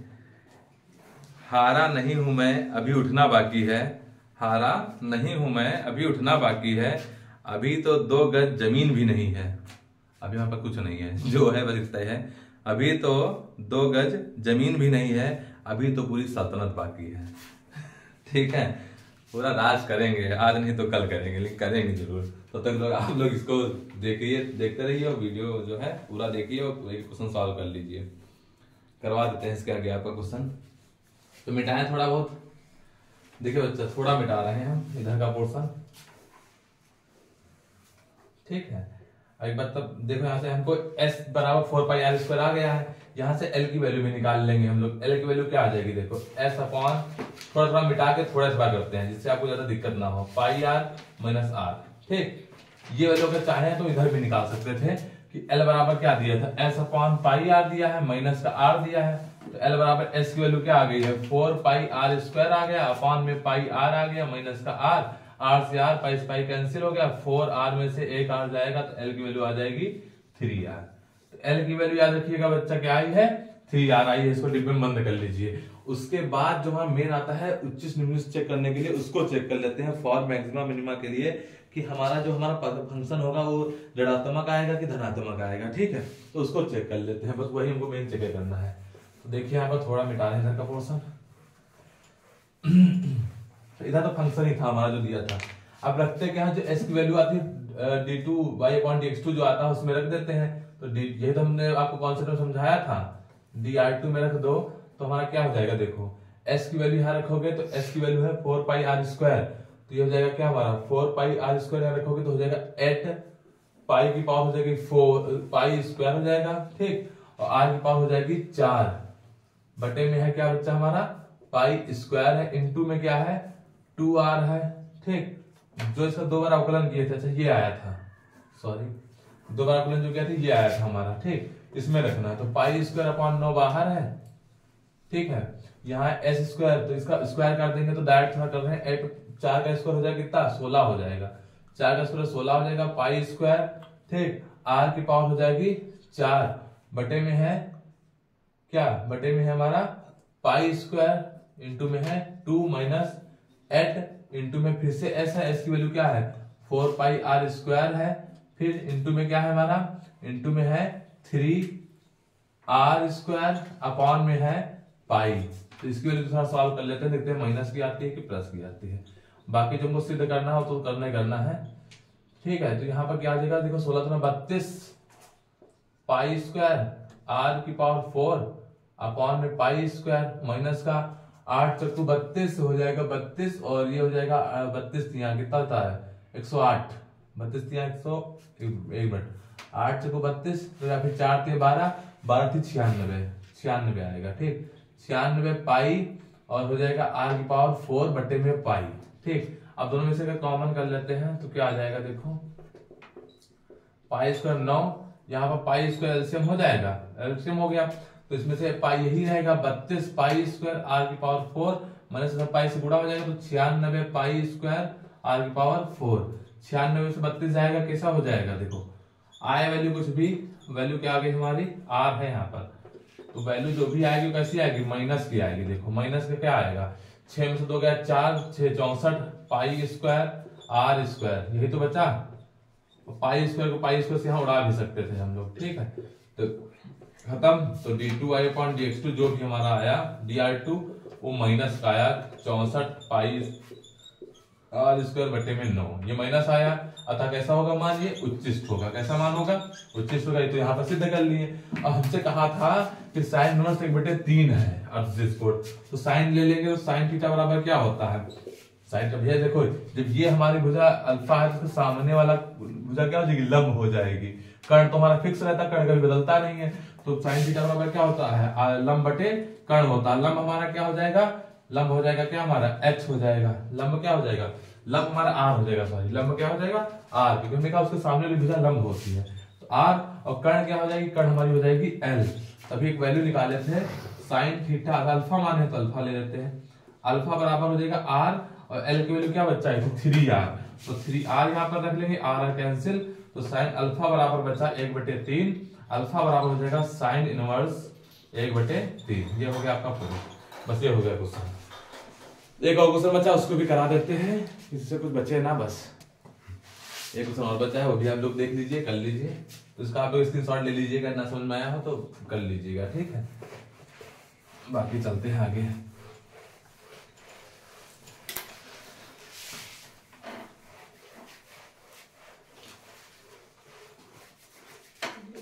ठीक है, क्वेश्चन में अगला जो है उसमें कहा क्या है, उसमें कहा सिद्ध कीजिए कि तिर्यक ऊंचाई मतलब L जो है वो महत्तम आयतन वाले शंकु का अर्धशीर्ष कोण tan इनवर्स √3 होता है। ठीक, ये कहा है आपसे, तो क्या कर देंगे बच्चे, सबसे पहले देखो मैं शंकु के बारे में बात की है। ठीक है, तो शंकु में जैसे कि इसके पहले क्वेश्चन भी हमने आपको बताया था कि यहाँ का जो होता है हमारा क्या केस में दिया होता है, शंकु में हमारा होता है, ये हाइट होती है, ये L होता है, ये कोण दिया कोई भी अल्फा थीटा कुछ भी मान लो, ये R होता है। तो सेम वैसे क्वेश्चन है सब कुछ, बस हमको क्या करना है, तो इसको अलग तरीके से सॉल्व करना है। ठीक, तो पहले जो समझा, अगर यहाँ से साइन थीटा की वैल्यू निकालते हैं, साइन थीटा बराबर क्या होता है, लंब बटे कर्ण होता है, लंब बटे कर्ण मतलब क्या हो जाएगा, r/l हो जाएगा। और अगर cos थीटा की वैल्यू निकालें तो क्या हो जाएगी बच्चा cos थीटा की वैल्यू क्या हो जाएगी, आधार बटे कर्ण, तो आधार क्या है, h/l है। ठीक है, तो यहां से जो वैल्यू निकलेगी वो क्या आ जाएगी, r की वैल्यू निकल आई l sin थीटा। देखिए हम ये क्यों कर रहे हैं, ये भी आपका रीजन बता दे रहे हैं। यहाँ पे देखो क्यों कर लेंगे, शंकु का जो आयतन होता है वो होता है 1/3 पाई r स्क्वायर h होता है, इसमें r भी आएगा h भी आएगा। तो r हमने पहले भी से आप सिखा के रखा कि r इसको एकम कन्वर्ट कर लो तभी क्वेश्चन कर पाओगे। एक तरीका और भी था कि h की वैल्यू r स्क्वायर की वैल्यू से निकाल लें, √h/l² + r², उसमें रख के कर लें, वो भी तरीका सही था। और ये भी तरीका सही है कि यहाँ पर साइन थीटा की डायरेक्ट वैल्यू निकाल लें r और h की, तो और जी हो जाएगा, बहुत छोटे में हो जाएगा आपका, तो यहाँ पर हो जाएगा 1/3 पाई, और r की वैल्यू क्या हो जाएगी, r की वैल्यू है l और साइन थीटा के स्क्वायर, तो डायरेक्ट स्क्वायर लगाते हैं ना, और h की वैल्यू क्या है, l cos थीटा है। ठीक, तो यहाँ पर हो गया b बराबर 1/3 पाई l² l कितने l हो जाएंगे, क्यूब, ब्रैकेट में क्या बचा sine square theta into cos theta. ठीक, अब क्या करेंगे यहाँ पर हम लोग इसका कर देंगे अवकलन। तो अवकलन करते हैं डीवी अपॉन डी, किसके सापेक्ष करते हैं, थीटा के सापेक्ष करते हैं। तो क्या हो जाएगा हमारा 1/3 पाई एल क्यूब ऐसे ही रहेगा। तो यहाँ पर साइन थीटा एक फर्स्ट फंक्शन इसको मान लो, सेकंड इसको मान लो, ऐसे भी कर सकते हैं हम लोग। तो अगर साइन स्क्वायर थीटा को बाहर रखेंगे तो sine square theta into cos theta है, तो एक बार फर्स्ट फंक्शन इसको मान के सेकंड फंक्शन मान के करते हैं। तो अवकलन कैसे हो जाएगा, पहले चक्र में साइन स्क्वायर थीटा को हम बाहर रख लेते हैं, कॉस थीटा का हो जाएगा क्या बच्चा, माइनस का साइन थीटा हो जाएगा। ठीक है, कॉस थीटा का होता है माइनस साइन थीटा। अगर दोबारा हम क्या करते हैं, हम लोग कॉस थीटा को बाहर कर लेते हैं, तो साइन स्क्वायर थीटा का क्या हो जाएगा 2 साइन थीटा हो जाएगा, और साइन थीटा का दोबारा करोगे तो हो जाएगा कॉस थीटा। ठीक, तो ये चीज हो गई। अब यहाँ पर डीवी अपॉन डी थीटा बराबर हो जाएगा हमारा 1/3 पाई एल क्यूब, यहाँ हो जाएगा माइनस का साइन स्क्वायर क्यूब थीटा, है ना, 3 हो जाएंगे, और प्लस का हो जाएगा cos theta 2 cos square theta, ठीक, इंटू में हो जाएगा साइन थीटा। उसके बाद क्या करते हैं, दोबारा अवकलन निकाल लेंगे। उससे पहले हम क्या कर लेंगे, इसका क्या करते हैं डीवी अपॉन डी थीटा को क्या किसके बराबर करते हैं, 0 के। तो 0 बराबर करते हैं तो क्या आ जाता है, देखो अगर इसको 0 बराबर कर देंगे तो 1/3 पाई एल क्यूब ब्रैकेट में है माइनस का साइन क्यूब थीटा प्लस का है 2 cos square theta into sine theta बराबर क्या हो जाएगा 0। ये सब पूरा जाकर 0 हो जाएगा। तो माइनस का बचा साइन क्यूब थीटा और प्लस का बचा 2 cos square theta into sine theta बराबर हो गया 0। इसको ले जाओगे प्लस का हो जाएगा, तो 2 कॉस स्क्वायर थीटा इंटू में है साइन थीटा बराबर बचा उधर क्या प्लस का साइन क्यूब थीटा। एक साइन कैंसिल दोनों तरफ से, तो 2 कॉस स्क्वायर थीटा बराबर बचा साइन स्क्वायर थीटा। ठीक, अब एक चीज बताओ, अगर कॉस को उसके बटे में भेज दें तो क्या हो जाएगा, साइन स्क्वायर थीटा बटे कॉस स्क्वायर थीटा, और sine theta cos square theta बराबर क्या हो जाएगा tan स्क्वायर थीटा बचेगा। ठीक, साइन बटे कॉस tan, तो इधर से भेजो, इस पे लग जाएगा रूट, इधर बचा tan थीटा, और थीटा बराबर क्या प्रूफ हो गया, tan इधर से जाएगा तो tan इनवर्स में हो जाएगा √2। जो हमको सिद्ध करना था उसको हमने तुरंत सिद्ध कर दिया। बस क्या हो गया, यहाँ पर एक चीज कर लेना आप लोग, इसका दोबारा आकलन करके इसका उच्चतम न्यूनतम मान से देखा, उसको देखो आप लोग बहुत अच्छे से कर सकते हो, हमने सभी क्वेश्चन में सिखाया भी है। अब आगे करना कुछ नहीं है, इसका अगर दोबारा आकलन किया जाए d2 अपॉन d थीटा 2, तो ये तो यही रहेगा। ठीक है, ध्यान समझ लो, करना तुम्ही को है। एक साइन क्यूब थीटा करोगे तो थोड़ा क्या हो जाएगा, माइनस का 3 sine theta sine square theta, और साइन थीटा दोबारा करोगे तो हो जाएगा कॉस थीटा, प्लस का 2 बाहर। अब इसमें फर्स्ट मानना, इसको सेकंड मानना, फिर से अवकलन करोगे, फिर जो वैल्यू आएगी उसमें थीटा की वैल्यू रख देना, जाके वहां पर वैल्यू रख के वहां पर देखोगे कि अगर प्लस की आएगी तो निश्चित होगा, और माइनस की आएगी तो उच्चिष्ट होगा। इतना कर लेना आप लोग, बाकी चलते हैं आगे।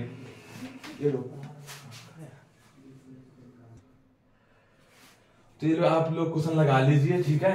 इतने ही आपके इसमें से इंपॉर्टेंट क्वेश्चन थे, जितने भी आपको चाहिए थे क्वेश्चन हमने सारे क्वेश्चन करा दिए हैं आपको। बहुत अच्छे से मजे से पढ़िए आप लोग, खुश रहिए। धन्यवाद पूरा वीडियो देखने के लिए।